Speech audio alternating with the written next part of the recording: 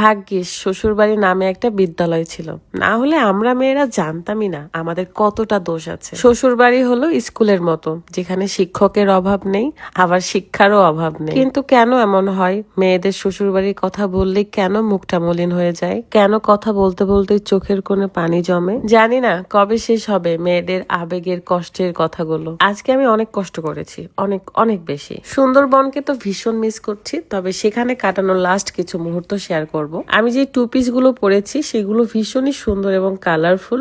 আরো কয়েকটা কালার আছে, সেটা তো দেখতেই পারবেন। এইটারই পার্পেল কালারটা বেশ সুন্দর, বেশ মানিয়েছে। আমি তো শান্তি মতো পিকচার ভিডিও নিচ্ছিলাম, আবার চেঞ্জ করে আসছিলাম, কারণ আমার কাছে 4টা কালার আছে। আর আমরা মেয়েরা এখন টু পিস অনেক বেশি পছন্দ করি, কারণ এগুলো পুরো অনলাইন জুড়ে ভাইরাল। জাস্ট কালার ম্যাচিং করে একটা করে হিজাব ওড়না নিয়ে নিলেই পারবেন। অনেক আপুরা তো এমনিতেই পরে ভীষণ সুন্দর লাগে। আর এই হোয়াইট কালারটা এত জোস লাগতেছিল এই বনের মধ্যে। গার্লস শপিং জোন এই ফেসবুক পেজ থেকে আপনারা এই 4টা কালারেরই টু পিস পেয়ে যাচ্ছেন। পেজটা আমার ভিডিওর ডিসক্রিপশনে দেওয়া আছে, চেক করতে ভুলবেন না।